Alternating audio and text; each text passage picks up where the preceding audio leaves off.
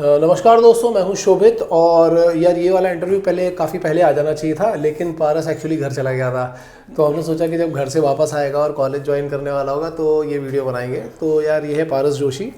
तो पारस, पहले एक छोटा सा इंट्रोडक्शन किसी भी लैंग्वेज में, क्योंकि ये इंटरव्यू नहीं है, तुम किसी भी लैंग्वेज में आराम से बताओ अपने बारे में थोड़ा। So first of all, good morning, good evening, good afternoon to everyone. जब भी आप ये वीडियो देख रहे हो, my name is Paras Joshi. I am 18 years old. I am from Uttarakhand and I have done my schooling from Uttarakhand board and I have secured 2118 rank in IMUCT. ठीक है, तो देखो अब दो फेज़ है। एक तो है तुम्हारा IMUCT की प्रिपरेशन और दूसरा फेज़ है स्पॉन्सरशिप की प्रिपरेशन। ठीक है, और मुझे लगता है मेरा बैच जो ज्वाइन किया था वो सबसे लेट स्टूडेंट तुम ही थे जिसने ज्वाइन किया था। ठीक है, तो ये सारी स्टोरी देखेंगे। पहले बात करते हैं IMUCT की। तो तुमने 12th इसी साल दिया? ना, मैंने 2023 में दिया था। 2023 में दिया था, मतलब एक साल का पूरा गैप था। ये स्टोरी बताओ यार, ये क्यों है गैप और कैसे हुआ? तो सर मैं IMUCT के मुझे बारे में पता नहीं था इतना अच्छे से। ठीक है, तो मैं तो JEE की प्रिपरेशन कर रहा था। अच्छा।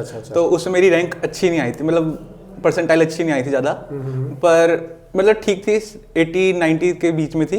एंड फिर मुझे बाद में पता चला कि मुझे पता चल गया था कि मेरे JEE में तो होगा ही नहीं। फिर मैंने सोचा कि अब जब ड्रॉप लिया है तो कुछ ना कुछ तो करना ही पड़ेगा। वो एक ईयर में कुछ ना कुछ तो दिखाना पड़ेगा कि लोग भी पूछेंगे कि क्या कर रहा था एक साल में। तो कुछ ना कुछ तो करना ही पड़ेगा। तो फिर मैंने सर्च किया, लास्ट में ही सर्च किया, और जिस दिन लास्ट डेट थी IMUCT की, मैंने उसी दिन फॉर्म भरा। और मेरे पापा ने बोला था कि तू जितने फॉर्म भरना है तू सारे भर है। पर पापा ने IMUCT का नाम सुन के बोला कि तू इसको मत छोड़ दे, इसको छोड़ दे। क्यों? और सारे भर दे। क्यों? इसको पता नहीं कुछ हुआ होगा, पर मैंने उसमें पता नहीं क्या हुआ। मैंने बोला नहीं सर पापा, मैं इसको तो भरूंगा ही भरूंगा, क्योंकि जब आप बोलो सारे भर तो इसको भरने में क्या जा रहा है। ठीक है, और सर मेरी इसी में निकल गई और किसी में नहीं हुआ। मतलब इंजीनियरिंग वाले में किसी में इतनी अच्छी रैंक नहीं आई जितनी अच्छी रैंक तुम्हें इसमें मिल गई। तो बेसिकली JEE की प्रिपरेशन कहीं ना कहीं काम आ गई, इस तक काम आई। और यहाँ का तो पेपर पैटर्न लेकिन अलग है। यहाँ पे PCM तो है, लेकिन इंग्लिश और एप्टीट्यूड भी है। तो ये कैसे मैनेज किया तूने? सर जैसे एप्टीट्यूड, जैसे ये रीजनिंग के क्वेश्चन मैंने जैसे पहले भी बहुत फॉर्म, जैसे सैनिक के फॉर्म भरते हैं तो वो सारे फॉर्म में ये सब आते हैं, रीजनिंग वो सब उसमें कुछ ना जितने भी पेपर बैक देते हैं। इंग्लिश तो सर बेसिक सब में आती है, NDA में आती है इंग्लिश। मैंने NDA भी दिया है। अच्छा, तूने NDA भी दिया हुआ? हाँ। तो मतलब बेसिकली तू पहले से प्रिपेयर था इस चीज के लिए? पर IMUCT के बारे में नहीं प्रिपेयर था, आइडिया नहीं था। लेकिन हाँ, मतलब ऐसा हो गया ना कि वो ब्लेसिंग इन डिस्गाइज हो गया। JEE की प्रिपरेशन की तो PCM स्ट्रांग था, NDA की प्रिपरेशन की तो इंग्लिश स्ट्रांग, एप्टीट्यूड स्ट्रांग था, और उसकी वजह से IMUCT फायदा मिल गया। चलो ठीक है। तो IMUCT में तुम्हारी इस बार तो लास्ट ईयर कोई IMUCT नहीं दिया था? नहीं, इस बार ही IMUCT दिया और रैंक भी अच्छी आ गई। फिर कंपनी क्यों नहीं ज्वाइन की थी उस टाइम पे? सब पता नहीं था ना। अच्छा, उस समय पता ही नहीं था। खाली मुझे लगा IMUCT देंगे और हो जाएगा। तो इस बार मैंने कई बच्चों को देखा था जो टॉप 1000 में थे। मेरे पास बहुत बच्चों के कॉल आए थे उस टाइम पे। तो उनका कहना था कि सर हम IMU कैंपस ज्वाइन कर लेते हैं, हम BSc ज्वाइन कर लेंगे, हम BTech ज्वाइन कर लेंगे, हम क्यों प्राइवेट में जाएं। तो तेरे दिमाग में ऐसा थॉट नहीं आया? मेरे इसमें था कि या तो मैं DNS करूंगा या तो BSc करूंगा। और मेरे पापा रोज ही सर्च करते थे। मेरे पापा की यूट्यूब में देखता था, मैं पापा को फोन चलाता तो उसमें हिस्ट्री में कि आपकी वीडियो चलती थी कि ये चलाओ कि इतनी रैंक में इतनी मिलेगी। अच्छा। वो सारी वीडियोस पापा ने देख रखी है। तो मतलब मैं कहना चाहूँगा कि मेरे पापा ने बहुत किया है मेरे इसके पीछे। तो बस सर उन्होंने सोचा कि जब उन्होंने पढ़ा उसके बारे में, उन्होंने पढ़ा, मैंने पढ़ा, अलग अलग पढ़ा कि क्या क्या हो सकता है। तो फिर हमें पता चला कि DNS भी है एक डिप्लोमा। उसमें पहले हमें स्पॉन्सरशिप होनी चाहिए, फिर तो हम कॉलेज में जाएंगे तब उसका कुछ ना कुछ फायदा है। बिल्कुल। हाँ, तो फिर हमने उसके बाद डिप्लोमा के लिए डिसाइड किया। तो इस बार तुमने कौन से कंपनीज के फॉर्म फिलअप किए थे? सर मैंने एंग्लो का भरा था, ग्रेट का भरा था और 7 आइलैंड का भरा था। ठीक है, 3 ही भरे थे। PCM कितना था तुम्हारा? मेरा सर PCM 89 था। 89 था तो अच्छा था। तुम तो सारे भी और भी जो हो सकते हैं वो भी भर सकते थे। सर मैंने भरे नहीं, क्योंकि सर मुझे था या तो मैं ग्रेट में जाऊंगा या तो एंग्लो में जाऊंगा। अच्छा। मेरे दिमाग में 2 ही कंपनी थी। ठीक है। और पहले से आपने मेरे से बोला था कि उसका कौन सा सिम्स का भर दो। मैंने उसका भी नहीं भरा था, क्योंकि मेरा था कि जाऊंगा तो अच्छी कंपनी में जाऊंगा थोड़ा। ठीक है, बिल्कुल ठीक है। मैं तो देखो हमेशा ये बता के चलता हूँ कि थोड़ा रिस्क एंड रिवॉर्ड देख करके चलो। कि कहीं ऐसा ना हो 6 महीने भी निकल जाए और कहीं हो भी ना पाए। उससे अच्छा है कि कहीं आपको कहीं ना कहीं मिल जाए। ठीक है। अब यहाँ जैसे तुमने प्रिपरेशन यहाँ स्टार्ट करी, तो यहाँ आने में लेट क्यों हुआ? सर इसमें सर पहले मैं जून जुलाई में आने वाला था, पहले बात हुई थी, पर उस समय घर में मेरी दादी की कुछ तबीयत खराब हो गई थी। ओके। तो उस वजह से उसको हमें थोड़ा पोस्टपोन करना पड़ा था।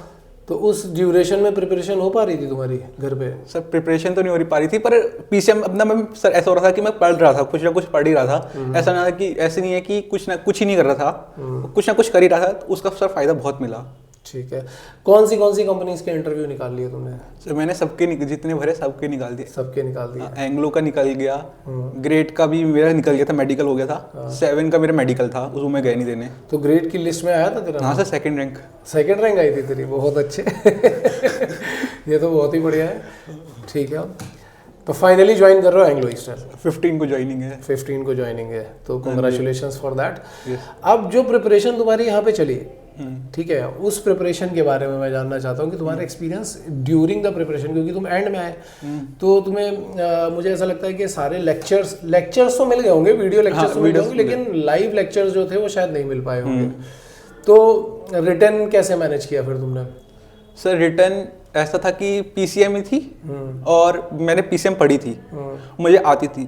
तो ऐसा होता है कि जब हम पढ़ते हैं, इतना पढ़ते हैं, तो खाली बाद में उसको खाली एक ब्रश अप करना होता है, और वही था मेरे साथ, क्योंकि मेरी पीसीएम अच्छी थी और मुझे मतलब ऐसा कि क्वेश्चन में कर लेता था, तो उसमें खाली ब्रश अप करना था और वही यहाँ पे आके करने से हो गया।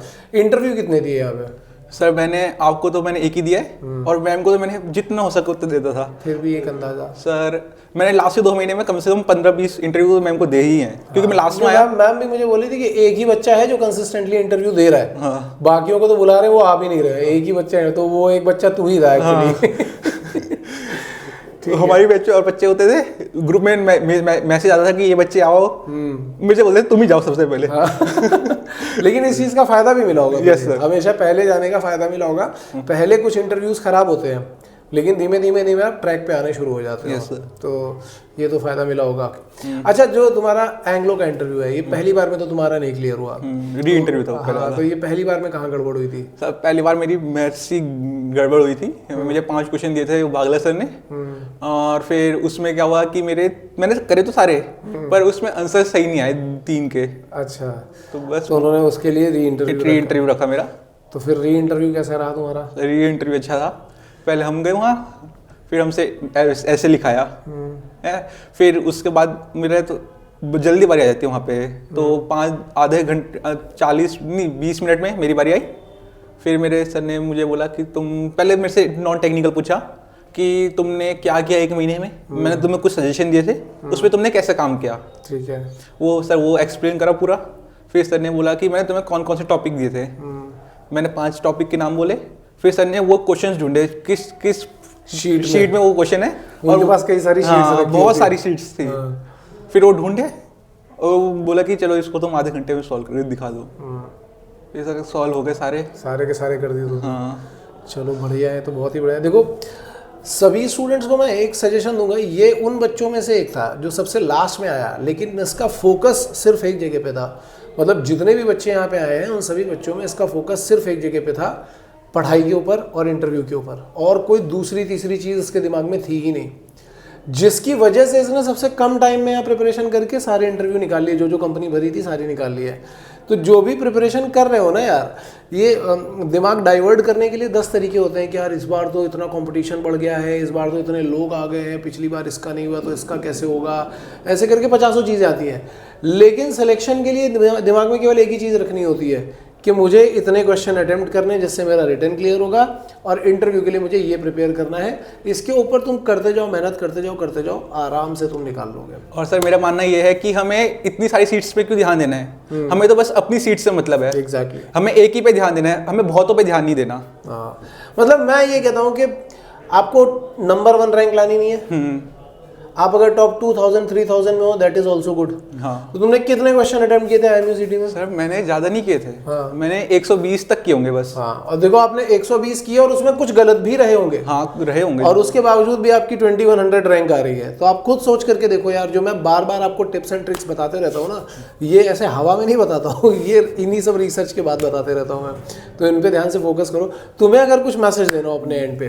सर मैं तो बोलना चाहूँगा कि तुम सब अच्छे से पढ़ो और अपना सबसे पहले अपना माइंड स्टेबल करो कि तुम्हें यही करना है, क्योंकि जो खाली दिमाग होता है वो शैतान का घर होता है। उसमें तुम्हें बहुत सारे थॉट्स आएंगे कि मैं ये भी कर लूँ, अगर मेरा ये नहीं हुआ तो तुम फोकस करो, पढ़ाई करो, क्योंकि distraction is a part of life, वो हमेशा आएगा। वो प्रिपरेशन फेज का एक हिस्सा है, वो हर किसी को होता है, मुझे भी होता था, क्योंकि मैं इतनी लेट में ज्वाइन किया, अगर नहीं हुआ तो घर वाले क्या बोलेंगे, वो ऐसा सब होता है सर।